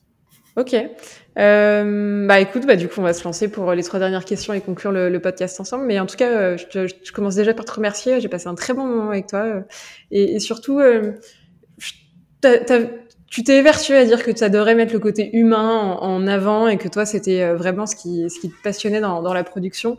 Je trouve que ce côté humain, justement, tu l'as beaucoup mis en avant en étant très toi et en mettant vraiment la plus-value de la production et ce lien qu'elle avait, qu'elle devait développer vraiment en accord avec les artistes et que c'était jamais différent ou en guerre contre les artistes, mais au service d'eux plutôt. Et pour ça, je trouve que tu as été très bienveillante et excellente dans cette présentation de la production. J'espère en effet pas avoir été trop lourde. En fait, c'est le problème d'être quand t'es passionné par un secteur que les gens comprennent pas forcément. Tu sais, t'as envie de leur expliquer à quel point c'est super et à quel point t'es juste là pour les gens. Et oui, je pense que je suis peut-être un peu radotée parfois. Je crois pas que t'es radoté, mais en tout cas, t'as permis de des fois voir les problèmes ou des situations sous différents angles, et des fois par, je sais pas, juste nos biais personnels, on comprend pas la première version, et dès que tu présentes sous un autre angle, alors c'est un peu plus bah, visible, ou en tout cas on le perçoit un peu mieux. Donc bah, je pense pas que t'es radoté. J'ai pas eu l'impression, en tout cas là, pendant notre discussion, que t'es radoté. T'inquiète pas, c'est moi, j'ai passé un très bon moment, et puis je trouvais que c'est une bonne introduction justement à la production, et tu l'as rendu très accessible, et encore plus du côté artiste. Donc pour ça, un grand merci. Ouais, merci. Je vais t'envoyer la balle en me demandant qui t'aimerais bien entendre sur des futurs épisodes de Gizmo. Alors j'avais noté un très bon pote à moi, mais tu verras, il sera passionnant à écouter. Il s'appelle Benoît Berthe. Ouais. J'étais à Spinfocom avec lui, on était ensemble dans la même promo, et il a un parcours complètement atypique derrière. Il est parti à Londres, il a 1000 vies. tu verras, je vais pas te le spoiler, mais il a 1000 vies, et notamment maintenant, en fait, il est plutôt à accompagner des courts-métrages, à sélectionner et à accompagner des courts-métrages d'animation, et notamment les accompagner aux Oscars. Trop cool. Ouais, et donc en fait, il a une vision mondiale en fait de ce qui se fait dans les courts-métrages d'animation, aussi bien professionnels que étudiants. Il a un point de vue artistique, certes, mais aussi production, parce qu'en fait, il est au contact toute la journée de producteurs et distributeurs. Et en fait, chaque année, il fait une sélection de courts-métrages, de ces courts-métrages qu'il estime être les meilleurs dans tout ce qu'il a pu voir dans les écoles, etc. Et il les présente un petit peu dans le monde entier, mais dans les meilleurs, dans Pixar, etc. Il fait une projo comme ça chaque année. C'est un peu la projo de The Animation Showcase qui est attendue chaque année. Voilà. Trop stylé. Vraiment, je t'invite à le contacter, tu verras, il est super. J'avais noté aussi Gabrielle Lissot, pareil, une ancienne de Spinfocom, quelques promos avant moi, qui est réalisatrice et généraliste 3D, et qui est ouais, donc qui est pareil, je pense qu'il y a beaucoup de choses à dire, aussi bien sur la place des femmes dans le secteur, la place des femmes en tant que réalisatrice aussi, parce qu'elle avait fait notamment un court-métrage qui a beaucoup marché en festival. Mais voilà, comme elle fait pas que de la réalisation, elle est aussi généraliste, elle a un point de vue un peu global. Et plus dans la 2D, donc je sais pas si c'est des profils que tu cherches, mais je te recommande Marie Keven, qui elle est superviseuse assistant animation, donc qui bosse en ce moment chez nous. Là, elle vient de finir Le Sommet des Dieux, et puis là, elle bosse sur une prestation derrière. Mais elle a bossé sur 1 milliard de films, Calamity, Klaus of the Breadwinner, Song of the Sea. Enfin voilà, elle a un parcours dingue et une personnalité géniale. Et pareil, je suis sûre que tu seras emballée par tout ce qu'elle aura à te raconter. Bah, ça fait des profils en tout cas très différents, et ça me laissera le choix pour les futurs épisodes de l'orientation que prendra le podcast à travers ces profils qui sont encore pas du tout évoqués, et très différents de ce qui a pu être enregistré et diffusé jusqu'à présent. Merci pour les recommandations et ces profils-là. Où est-ce qu'on te retrouve, Céline, physiquement ou virtuellement? Bah là, actuellement, du coup, je suis chez Folivari Faust. Ouais. Je suis au moins jusqu'à début d'année prochaine. La suite est encore incertaine, on verra. Et virtuellement, LinkedIn, je pense que c'est le mieux. Bon, sachant que, enfin, ouais, LinkedIn ou mail, ou en tout cas, en fait, c'est que sur LinkedIn, je fais un filtre dans le sens où je n'accepte que dans mes contacts, que des gens que je connais, parce que sinon on se retrouve avec un réseau immense, en fait, voilà. Mais déjà, juste avec un petit message in-mail au moment de la connexion, me disant, ouais, j'aimerais approfondir tel ou tel sujet, il n'y a pas de souci, on rentrera en contact, quoi. Trop cool. Bah, donc pour ceux qui sont encore curieux et qui ont encore plein de questions, vous avez le mode d'emploi pour contacter Céline si jamais. Je crois qu'il y a mon mail aussi sur mon profil LinkedIn. Donc peut-être, voilà, si les gens veulent me contacter par mail, il n'y a pas de souci. Je suis pas toujours réactive dans la journée, mais j'ai à cœur de répondre en tout cas. Trop bien. Bah, merci pour eux en tout cas. Et puis je vais te laisser conclure avec le mot de la fin. Le mot de la fin, c'est une phrase qu'on t'a dit, ou que tu dis à tes équipes, par exemple, en projet, ou à la fin d'un projet. Ça peut être une philosophie un peu plus globale sur le milieu. T'es très libre du format, mais un mot de la fin qui te correspond, et que les gens proches de toi te reconnaîtront peut-être là-dedans, dans ce mot de la fin. Alors, je sais pas si les gens me reconnaîtront là-dedans, mais en tout cas, quand tu m'as demandé de réfléchir à ça, la seule qui arrivait dans ma tête, c'était No Pain, No Gain, qui est une phrase que mon producteur Exé m'a sortie quand je suis arrivée sur Pachamama, et il avait bien raison, parce que c'était dur, mais à la fin, on était d'autant plus fiers. Donc, à la fois, j'aime bien cette phrase, parce que c'est ce côté se dépasser, tu vois, et vraiment se défoncer pour quelque chose auquel tu crois. Et à la fois, justement, maintenant, j'essaye de justement, enfin, je suis plus d'accord en fait avec cette phrase dans le sens où il faut pas souffrir non plus pour bosser et pour être satisfaite de ton boulot derrière, et qu'en fait, je suis plus dans une mouvance maintenant où je suis d'autant plus satisfaite de mon boulot quand ça se passe bien, que tout le monde est content du projet artistiquement derrière, mais qu'en plus de ça, dans la façon dont ça s'est fait dans des bonnes conditions. Donc je tends plutôt à l'inverse maintenant de de cette phrase. Ou en tout cas, tu apportes beaucoup de nuances et tu as aussi vu l'autre côté, et c'est ça, il faut pas forcément souffrir à chaque fois. Non, ça n'empêche pas de se défoncer et de se surpasser, mais ouais, on n'est pas... on n'est pas là pour souffrir. Non, on n'est pas là pour souffrir. Il y a un truc que je rappelle aussi pas mal, hein, c'est ma prof au Gobelin qui nous a sorti ça. On ne fait que des Mickey, on ne fait que des dessins animés. Il faut aussi remettre les choses à la bonne place, et parce que des fois, on a un peu l'impression qu'on joue notre vie, quoi, dans le métier qu'on fait, tellement qu'on y met du cœur. Il faut remettre les choses dans leur contexte aussi, quoi. Donc ça aide pas mal à prendre de la distance. C'est pas notre job qui va nous tenir la main quand on sera vieux. C'est nos proches et tout ce qu'on construit autour. Et donc ça aussi, faut y veiller et y prêter très attention. J'aime beaucoup cette image et je te rejoins. Et enfin, c'est une très belle conclusion et une bonne manière aussi de relativiser sur ces charrettes et ce quotidien où des fois on nous en demande beaucoup. C'est pas notre job qui nous tiendra la main, donc faut des fois aussi remettre un peu les choses à leur place. Merci Céline pour cette conclusion. Et merci pour ce temps partagé. C'était avec grand plaisir et c'était partagé aussi. J'ai passé un très bon moment et puis ça me fait vraiment plaisir et ça me tient à cœur de justement montrer ce côté humain et non, je cherche pas à envoyer que des paillettes à travers tous les épisodes, mais pour moi c'est très important et on fait des boulots qui se jouent en équipe et pour ça, cette équipe, il faut la construire et ça se construit justement en mettant l'humain au cœur de ces équipes. Et tu l'as très bien, je trouve, décrit pendant tout l'épisode. Et personne n'a la science infuse et il y a plein de réponses qui se construisent et il y a plein d'équipes qui se montent de manière très différente. Mais pour ça, il faut tester, se poser des questions et s'y intéresser un minimum. Tu dis ? Et se planter. Enfin, je veux dire, on se plante tout le temps, hein, on se plante régulièrement, mais l'idée, c'est de se réinterroger, de se remettre en question et puis d'avancer, quoi. Et d'avancer avec l'équipe.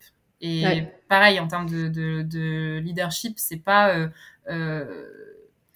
c'est pas parce que les gens se plantent que ça va être ma faute, ou que les gens réussissent ou que ça va être c'est d'équipe. Si on se plante ensemble et on réfléchit ensemble, et si on réussit encore plus ensemble. Allez, deuxième conclusion du podcast, j'adore. Conclusion, on est comme dans les films qu'on sait qu'on 14 fins. Après le générique, de nouveau, je vais remettre un petit... Et elles sont encore en train de parler. Non, ça y est. Ça se termine, je vous jure. Si vous êtes encore là et que vous avez assisté à la deuxième conclusion, je vous en remercie. Et puis, du coup, je pense que vous avez passé un beau moment à nous écouter pendant la précédente heure et demie. Comme à chaque fois, je vous le dis, mais c'est super important pour faire connaître le podcast. Je compte sur vous pour en parler et justement pour en communiquer à vos proches, à vos collègues. Si justement ça vous plaît, n'hésitez pas à leur recommander des épisodes si vous en avez préféré d'autres plus que certains.